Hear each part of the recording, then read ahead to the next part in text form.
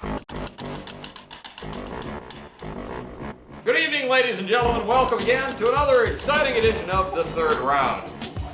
One of America's top, and I might say classiest, bar-based political talk shows. With our guests this evening, once again, Chris Potter, Senior Executive Editor-in-Chief at City Paper of Pittsburgh, Pennsylvania, and Khari Mosley, Democratic Ward Chair of the 22nd Ward in Pittsburgh, Pennsylvania, and the State Director of the League of Young Voters, and the League of Young Voters Education Fund, for that matter. I myself am Pat Clark. I'm your host, S. And we'll be getting right into our hard-hitting news analysis. What are you laughing at right now? All right, CBS News. There's nothing that's more exciting than news. Media looking at media.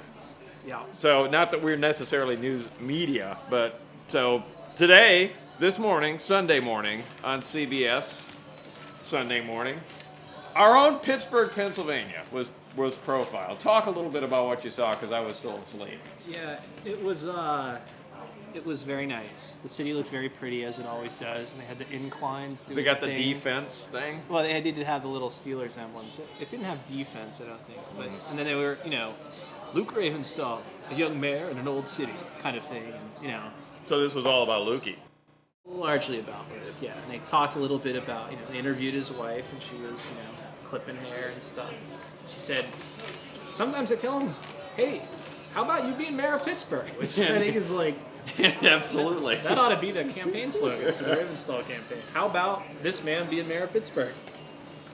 So, he was fine. He was walking around and shaking hands and, in the best Bob O'Connor tradition. You think walking around. You think young people are going to move to Pittsburgh now that it's been on CBS this morning? I don't think young people watch CBS Sunday morning. No, most of them are hungover and stuff like that.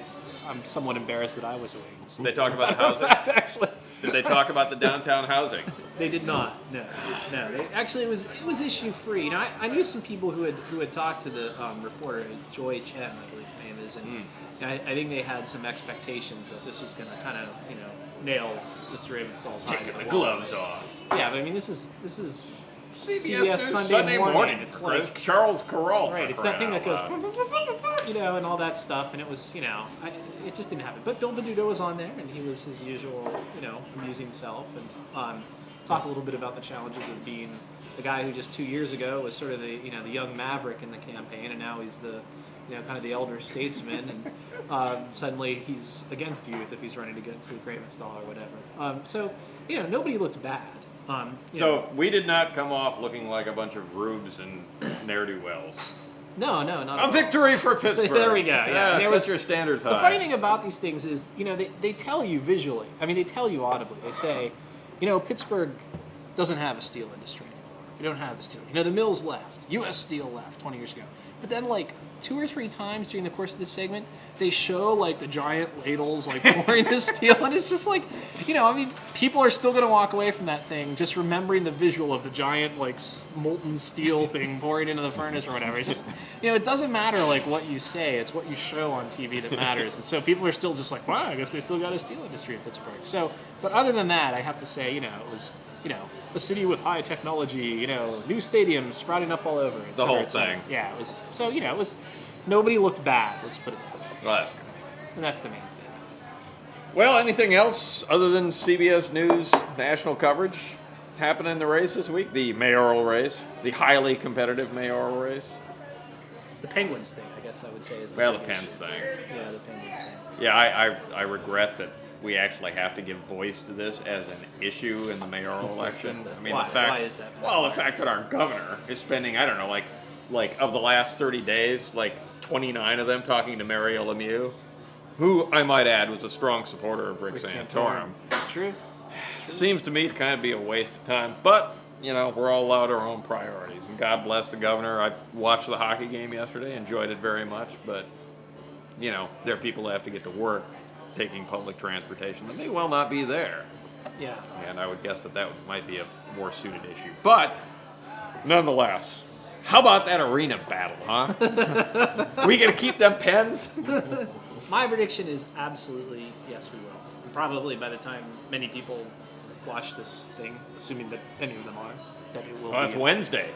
Next Wednesday. Wednesday. Whatever date that is. Yeah, I think it'll have worked itself out by then, honestly.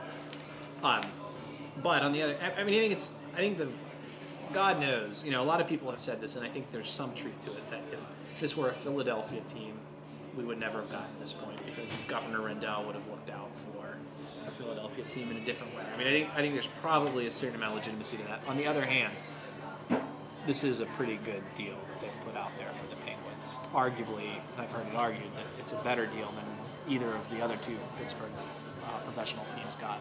I think at this point, what it's about is Mario Lemieux knows he can really put the screws to the city and to the county and to the state, and he's going to do that. He's a smart guy. You don't think this whole, legal appeal of the whole casino thing had anything to do with leverage for Mario and the Pens? I do think it's ironic as hell that the people, one of the people who's filed this thing, which the Penguins are now saying is this huge problem or whatever, are their former business partners, the Isle of Capri. So now all of a sudden they're being screwed over by Isle of Capri, their former, cohorts, and now I'm supposed to feel like, this sense of shame. They're being placed in such a horrible situation. Exactly. So I don't know.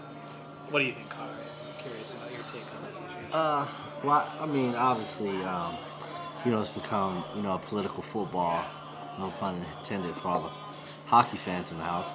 But I think that, I think there could have been, more leadership at the local level. Okay. I think there is something to the fact that, even though Rendell is the money man, I think in many ways, the mayor has taken a back seat. Maybe that's the best way to go about it, but I think that you would like to see a little bit more, like leadership, from the mayor of the city that the team is named after, more than the county executive and the governor. That being said, it is a very complicated issue. I think it's, so I think it's a tough play, but I agree with you. I think that the Penguins have a lot of leverage in this issue and have the opportunity to really, like you said, put the screws to the city and get what they want. I think the other thing is the fact that they got like two of the best hockey players ever. Yeah. Evgeny Malkin. At the age of 20. Sidney Crosby. Yeah.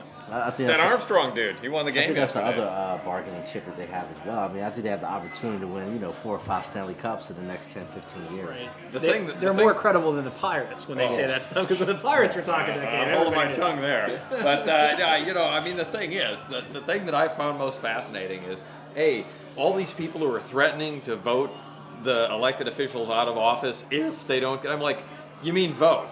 Like for the first time, right? Because that's what you're saying. Because this is going to be the only thing that ever gets you involved in the political process is your beloved sports team, which, whatever. Welcome to Western Pennsylvania. But the other thing that amazes me is the bent that so many of these editorial letters to various publications locally are taking is in terms of, we're going to disappoint all of the young people who are now hockey fans, and we're going to lose. I'm like, what, again with the young people thing, right? Yeah, God forbid we should lose the arena because we'll lose young hockey fans who will move to Kansas City instantly. Well, I'm curious. I mean, you represent the League of Young Voters. Amongst young voters, young is this, if not your middle name, it's. How does this issue have a lot of resonance for young folks? I don't think the issue itself has a lot of resonance. I think the transit issue, that's I think the issue that's much more relevant. But I think the repercussions of the arena issue. I think, say the Penguins do leave, it's not going to be the fact that the Penguins leave, but it's going to be the fact we turn on ESPN for a whole week. Yeah. One of the top stories is the Penguins left, like on national news. It'll start picking up like anytime a major franchise leaves the city. Like the Baltimore Colts going to Indianapolis or Cleveland Browns going to Baltimore becomes a national story and becomes kind of a black eye.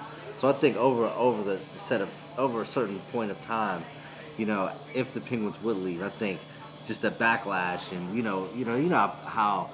how the inferiority complex that Pittsburghers have, and they have Stuart Scott or someone else on ESPN, Chris Berman making jokes about Pittsburgh and the Kansas City Penguins. I think that over time would may push people over the edge. I don't. We can't allow that to happen. I actually don't worry about that as much as to me the one issue is you've got an arena that's old, and it's not going to last forever. It's not ADA compliant. It's not handicapped accessible. I don't know this for a fact, but I assume there's like asbestos coming out of the joints of that place, because that's true of any building built in the 1960s. I mean, you've got an old building, and at some point we're going to need to replace it or do something with it. And the economics of that work better if you've got a hockey team who's playing in it, scores at times every year. I mean, that to me is the main issue. I'm curious though. You mentioned before you'd like to see more leadership from the local level. What do you think Luke Ravenstall should be doing that he's not doing now, or what would Bill Peduto be doing differently? I mean, would he just be having more one-on-one type meetings with Mario and then going to Rendell and saying, "Here's what they"? I mean, would it be more in the nature of a go-between, or what should be done differently? That's a good question. I really don't have a direct answer for that. But I think they shouldn't go 5 or 6 weeks without talking at all. And I think somewhere along the line, bridges got burned. I don't know, when and where those bridges got burnt, but it seems like Mario will only talk if the governor's there. Yeah. And I find that, kind of interesting. It's like the mayor, the county executive can't get this guy to sit down, which means I think... And Mario comes with a billionaire in his back pocket, for crying out loud. It's always handy when you've got, anybody discussing politics. And I think part of it, ultimately part of it still has to go back to the casino thing. With, Honorado definitely being, for the Station Square people. I mean, that was like the worst kept secret in southwestern Pennsylvania. And then you have Luke, who was for the Isle of Capri, and then when he became mayor, he backtracked and began to support Plan B, and said basically he supported both. One way or another, he supported both, and like part of the Isle of Capri deal was 100% being behind Isle of Capri, and they weren't supportive of Plan B. So I think, that type of, like sitting on the fence, I think definitely drew the ire of the Penguins, which I'm not going to defend because I don't think that they're, without fault in this situation either. But I think it created an atmosphere for which the local leadership really doesn't have any leverage to negotiate at all. Without the governor at the table, it's like they're pretty much impotent, which I think is unfortunate. I think that it does cause some concerns and also call to question, the level of leadership that we have at the local level in regard to this Penguins negotiation. I mean, if Ravenstall were here, he would say, "Look, I became mayor, and what I had to do at that point is, since I have no control over this licensing process or the gaming board, I have to prepare for the possibility that this other thing will happen, and so I'll have to get behind it." But I think in a larger sense, you're probably right that there was a sense that that it was going to be this Harrah's proposal, and that there were so many kind of politicians from Rendell on down kind of lined up behind it, that I think there is this sort of stigma or taint attached to. Even though Harrah's didn't win, I think there is this sort of stigma attached to anybody who now did not sort of put themselves out there 100% and say, "I'm for Isle of Capri." And this is one area where I would say Bill Peduto, clearly as a guy who plays hockey, or at least used to. I think he stopped because he had some kind of knee injury or something. Played hockey, lived down the street from, grew up down the street from a Penguins player, and most importantly, backed Isle of Capri really from day one without apology or reservation. Yeah, it's an issue for him where I think he does speak to that hockey fan contingent more than, with more legitimacy than anybody else. And heaven knows they're hepped up, although how many of them live actually in the city I've noticed that question too. for me. You hear these people talk and they send the letters and they're all from Shaler or from Gibsonia or some other place. Boy, there's a surprise. But now that we have covered the two pressing issues of not just our time, but for generations to come in our city, region, and state, gambling, casino gambling, and hockey. Now maybe we can move on to some minor things that might, I hope, eventually come up in the political process. I don't know, things like public transportation and maybe it being eviscerated. And I don't know what other things are out there that are of consequence. And I don't know, like health insurance, health care. And how about this one too? Municipal pension obligations. Anybody going to talk about these things? I know these are minor issues, but... Yeah, well, I mean, I've been surprised that the public transit issue hasn't come up more, and not just the mayoral race, but some of the other local races as well. But I guess Rick Schwartz from Bloomfield Garfield is going to run against the county executive on a pro-transit platform, which is, I think, very interesting. I think this transit issue is so important. Actually, my organization, along with 5 other organizations, actually presented 12,000 petitions to the county executive Wednesday morning. personally, and I think I think that was the first step in a larger campaign that we're working on called Stop the Bus Cuts. And I just think this issue is so important because I think that to allow the local leadership to just look at the problem of public transit as, saying there's too many routes or the buses are running too frequently, I think is like kind of a cop-out. And I think it's an opportunity that maybe we do have to overhaul the entire system and change the routing. But if we just cut it in half right now, I don't see how that's, the most prudent direction or approach to take. Well, I grew up in another union state, Michigan, which was affected by the auto industry, which when the auto industry went down the shitter when I was a kid, I noticed kind of Western Pennsylvania felt some of those implications. Yeah, a little bit.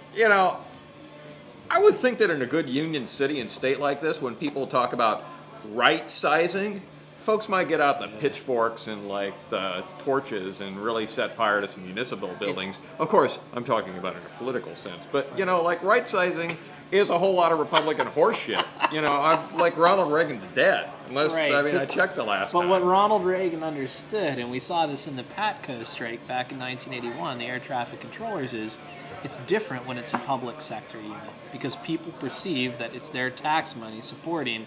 And now it's one thing when it's some miner down there in Fayette County or whatever who's just trying to make it by, and he's getting screwed over by his company. It's different when it's your tax dollars or your bus fare or whatever actually supporting that thing. I think it becomes a whole different dynamic for those guys. I'm really, this is where to me, and we talked about whether Luke Ravenstahl had shown leadership on this issue. I'm curious, Khari, because as you know, certain balding bomb throwers in the alternative press have questioned whether Bill Peduto could be being a little more vocal on this issue of mass transit.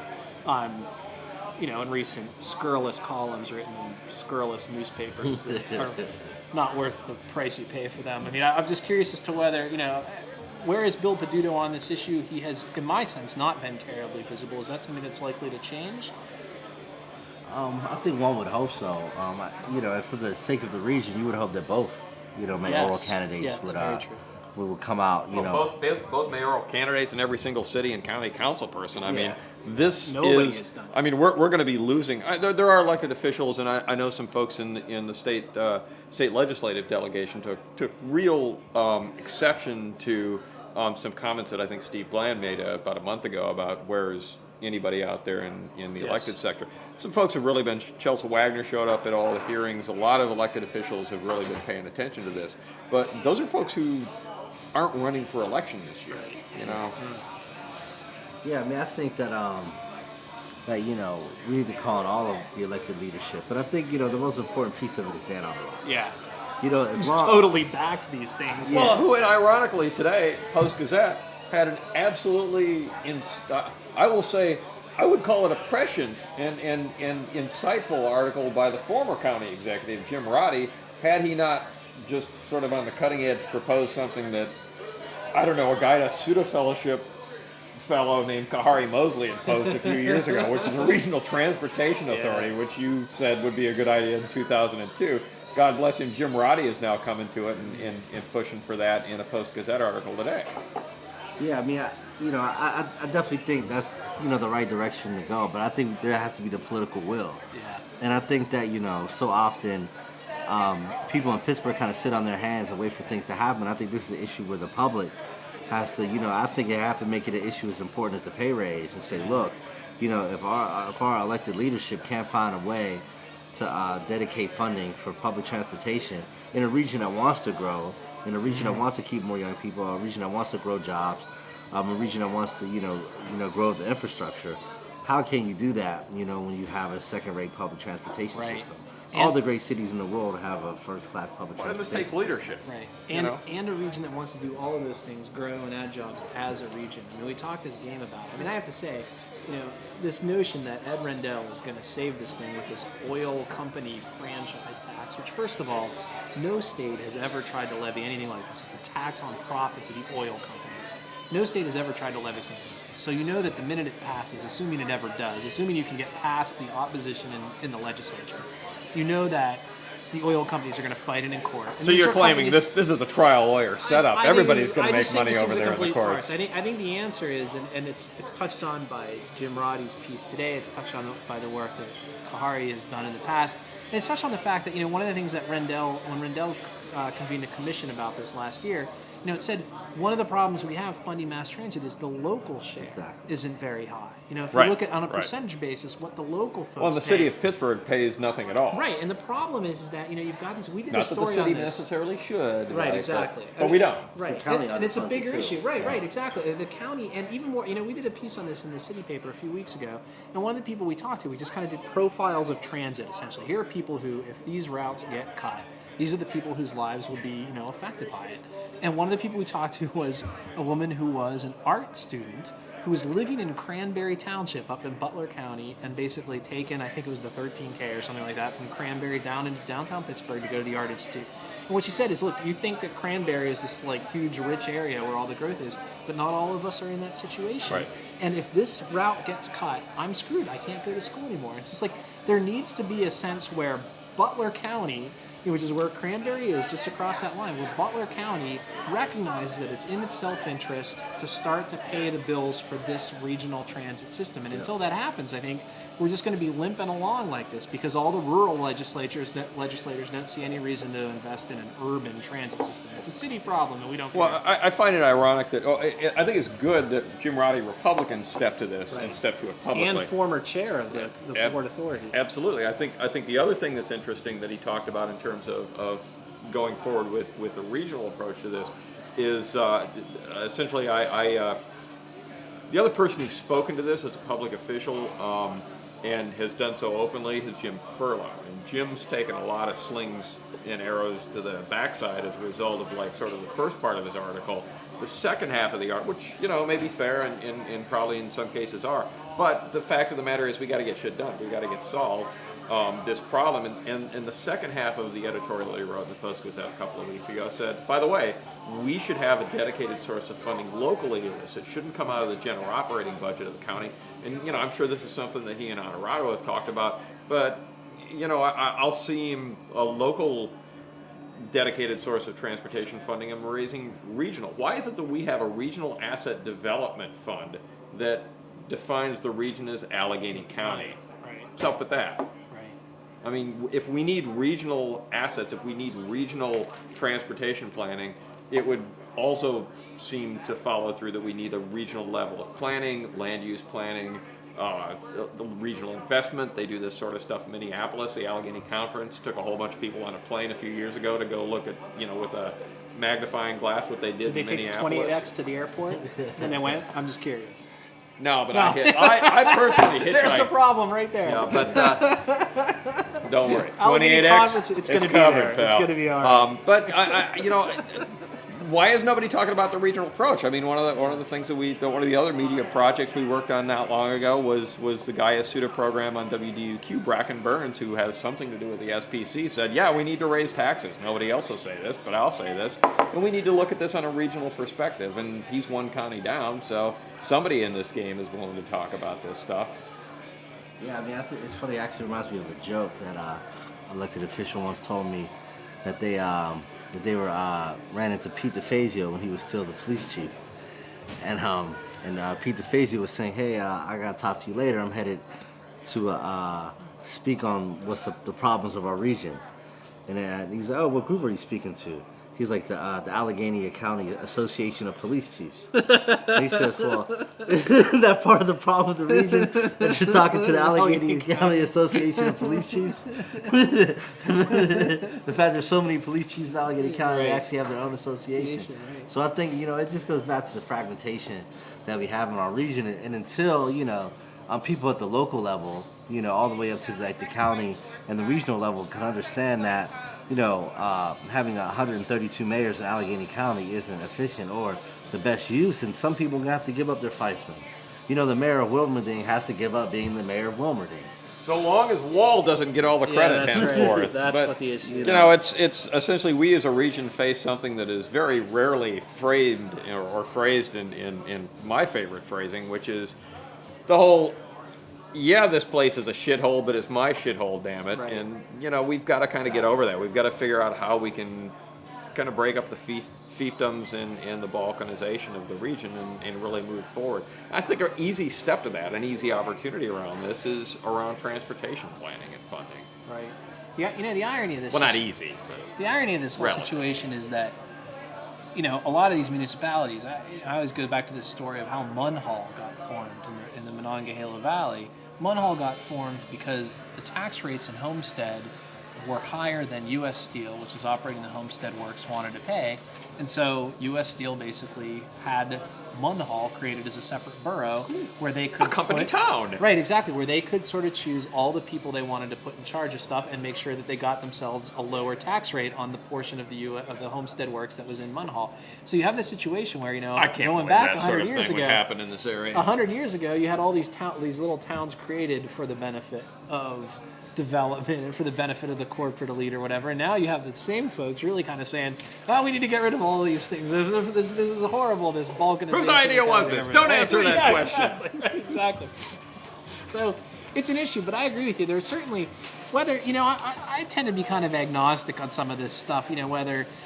Whether we necessarily need to get rid of every form of municipal government or whatever, whether metropolitanism is the best solution, but there's certainly areas in which you just can't argue, and transit's one of them. These buses cross borders all the time. I mean, the solution needs to cross borders as well, and the funding needs to cross borders as well. It's a ridiculous. And the most appalling piece of news coverage I've seen in this entire discussion about the public transportation crisis was the day that Honorado and Bland had their initial press conference last year saying, all right, shit's going to hit the fan and we're going to kill everyone. We're lopping off the better part of the organization. One of the local television stations literally had that story as a lead into, the chippy and cheery newscaster saying, but meanwhile, out in Westmoreland County, transportation's doing great. And they had a cut over to the garage of the Westmoreland County Transportation Authority and who's he, what's he, the chippy reporter saying, yes, everything's great in Westmoreland County. They've got more money than they know what to do with here.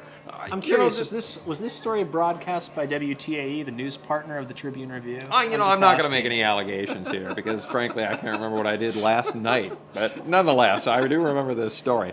Until we get over this sort of fiefdom bullshit, we're not going to get too far. So, all right, we have now a total of a couple of minutes left. So I figured we'd hit one last item. Last week we talked about all of the endorsements that our fine Democratic Party in this region laid out there in front of us. Our choices, our selections made for us conveniently and packaged. What happened out in District 9? What's going to happen there? I don't know. I mean, apparently Rachel Cooper turned in her financial interest paperwork a day late, which is a violation of a state law. So I guess right now people are just waiting for a registered voter in District 9 to put in the challenge. Again with the lawyers. Yep. It's a shame. I mean, it's really, I hosted moderated a debate a few weeks ago, sponsored, I think, by your organization and a few others. And I had thought, nothing to do with it. And I thought Ms. Cooper actually did a really commendable job. She was, we all know that she's a PR professional, so it's no surprise that, given 3 minutes, she's able to package a message in a very compelling way. But I know a lot of folks who've just been very favorably impressed with her. She got an endorsement from an organization on whose board I sit, or soon to be announced, and can't really speak at this time. But it's a choice-related organization that was extremely impressed with her capabilities. Right. Yeah. I mean, and she's got sort of family ties to the Democratic machine out in the East End or whatever. But you know what? That's not necessary. I mean, at first blush, it was kind of a best of both worlds thing. She has enough connections to sort of be credible as a candidate, and she has the kind of positions you need, to appeal to a lot of sort of the progressives that personally I number myself among. So she was looking pretty good, and then this thing happens, and it's really a shame because I think the nightmare scenario is that Tawanda Carlisle is returned for another 4 years. It's these young people. God bless her. She's smart. She's got a degree, which is more than I could say, from a fine university, Howard University. But, is it inexperience? Is it just the campaign not knowing how to hit all the check marks? It's one of those things that happens. You know, it's happened before. Yeah. It happened to Ed Gainey. It happened to Saluddin. There was he had a name thing. There was a name thing, but also the Declaration of Financial Interest as well. And actually, it's the same thing's happening to Bob Brady, the congressman in Philadelphia. He's running for mayor of Philadelphia. Oh, really? He's in the same situation as well. So I had no idea. Is this a huge campaign out killer? there. Is this if somebody raises this challenge, is it a guarantee that I've this heard the is quote over? that she's toast, but you know. see, that's the interesting thing. I've seen it go both ways. When it happened to Saluddin, they found some type of way Right. where he did the amendment, Right. and he stayed. But then, you know, Ed Gainey got knocked off.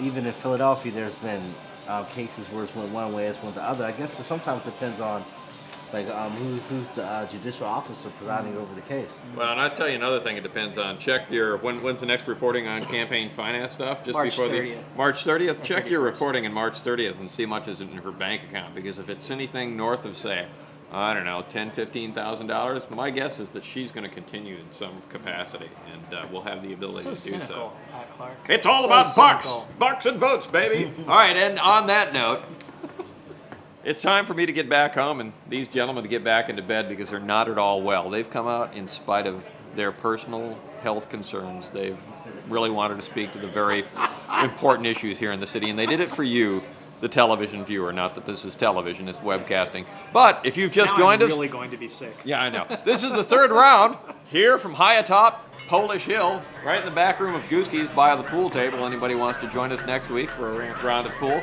And I'm throwing this challenge down to you, the campaign officers out there. Let's get this whole mayoral election over with. Let's put some money back here and just decide it here outside of the realm of the people over a game of pool. The way it's supposed to be done.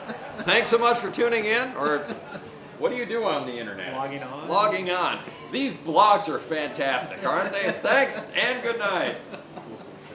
Only 2 minutes over.